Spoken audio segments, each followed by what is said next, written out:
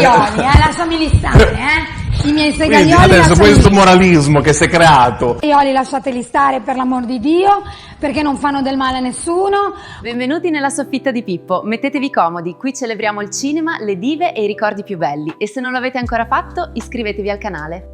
Oggi apriamo il cassetto dei ricordi per riscoprire una vera icona delle televendite. Una donna che riusciva a venderti un anello d'argento e nel frattempo farti perdere la testa. Chi è? Ma ovviamente Emanuela Botto. Prima che il web fosse invaso da influencer, dirette infinite piattaforme di contenuti esclusivi, c'era lei, Emanuela, la diva delle televendite, la regina del compri o non compri, con quella voce calda, rotonda, avvolgente, capace di trasformare un semplice bracciale in un oggetto del desiderio. Con ecopelo, ho sbagliato, ho detto montone.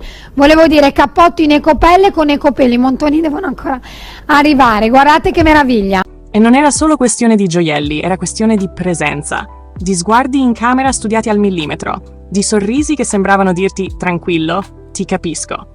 E intanto tu restavi lì, incollato allo schermo, anche se il prezzo era fuori budget. Quando arriva poi il freddo e voi girate per le vostre città tutte fighe con una borsa così, ciaone, ve lo dico. Emanuela nasce a Genova in una famiglia tutta al femminile, mamma, nonna e zia. Un ambiente forte, compatto, dove si cresce in fretta e si impara a cavarsela. Lei stessa si è sempre descritta come estroversa, solare, con la battuta pronta. Ma dietro quella risata contagiosa c'è anche una donna determinata che non si è mai tirata indietro davanti alle difficoltà. Pensate che è diventata mamma a 17 anni e a 21 aveva già 2 figli. Non esattamente la partenza più semplice per inseguire una carriera davanti alle telecamere. Eppure non si è fermata. Ha stretto i denti, ha lavorato, ha creduto in se stessa.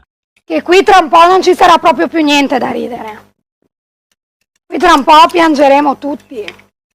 La svolta arriva quando incontra Ruben, erede di una nota famiglia attiva nel settore delle televendite di gioielli. E da lì si apre un mondo fatto di luci, telecamere, diamanti, smeraldi e riflettori puntati addosso. Ma bastano poche dirette per capire una cosa. Sì, i gioielli brillano, ma è lei a farli luccicare davvero. Scollature audaci ma mai eccessive, minigonne da capogiro, capelli biondi sempre impeccabili, trucco curato, postura sicura.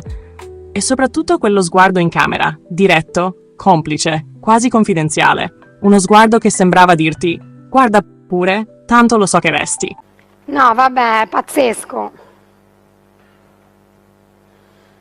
Top. Top. È un amore. Le sue apparizioni sui canali di shopping diventano un piccolo fenomeno di culto. C'è chi registra le trasmissioni, chi rivede i momenti più intensi, chi condivide clip online. Alcuni iniziano a guardare le televendite solo per lei e diciamocelo, anche se non avevi bisogno di un ciondolo, restavi lì per ascoltarla parlare. Il web inizia a mormorare. Blog stranieri la celebrano come la stella delle televendite italiane. Siti greci la definiscono una mamma affascinante, capace di unire sensualità e simpatia. Persino in Croazia compare un articolo dedicato a uno dei momenti più discussi della sua carriera. L'incidente in diretta. Durante una trasmissione particolarmente movimentata, la spallina del vestito cede. Per pochi secondi l'inquadratura mostra più del previsto. Un attimo, un frammento. Ma tanto basta per entrare nella memoria collettiva. La clip rimbalza online, diventa leggenda. Guardate la bellezza. Melanzana, favoloso. Oggi di piumini belli ne vedrete tanti. Oh Marco! Eppure sarebbe riduttivo fermarsi a quello. Perché Emanuela non era solo un'immagine, era carisma, era ritmo, era capacità di gestire la diretta con naturalezza. Ogni vendita diventava uno spettacolo, ogni oggetto aveva una storia, ogni sguardo era parte di una sceneggiatura non scritta ma perfettamente orchestrata. Vieni pure su di me, grazie. Sì. Nel 2016 arriva anche il momento più difficile. Viene coinvolta, suo malgrado, in una vicenda giudiziaria legata alle vendite televisive della famiglia D'Anna. L'accusa parla di gioielli venduti a un valore inferiore rispetto a quanto dichiarato. La stampa si accende, i titoli si moltiplicano, qualcuno la ribattezza con paragoni ingombranti. Lei respinge le accuse, spiegando di essere una semplice presentatrice e di aver sempre agito in buona fede. Un periodo complicato, di quelli che possono spegnere una carriera, ma non la sua, perché Emanuela non sparisce, non si ritira, non si nasconde, si reinventa. Cambia palcoscenico, ma non cambia personalità. Apre un profilo sul famoso canale azzurro.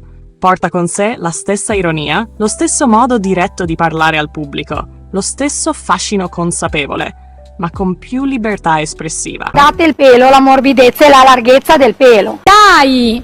È impossibile se non qui con la botto, ok? Come sempre, reversa, bellissima.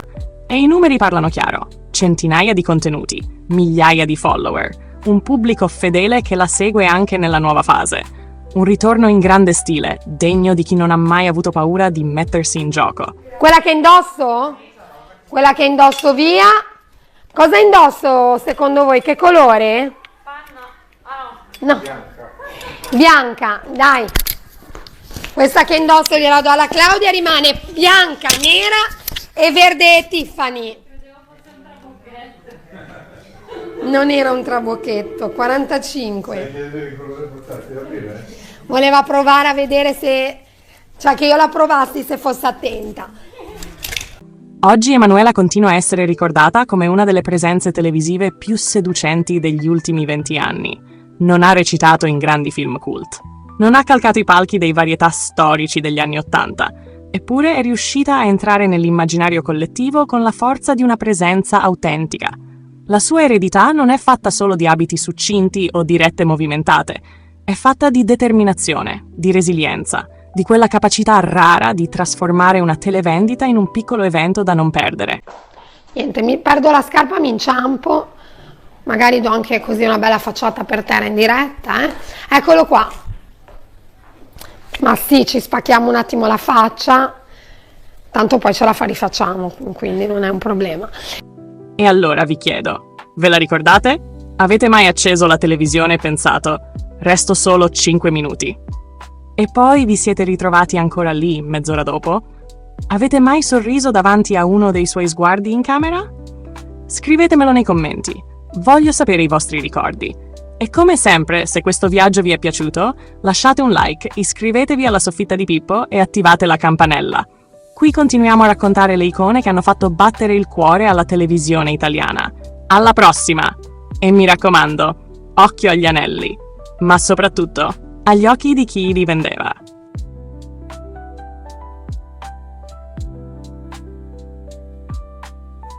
Se vi è piaciuto mettete like, iscrivetevi al canale e ditemi nei commenti chi volete vedere nella prossima puntata. Qui le storie non finiscono mai.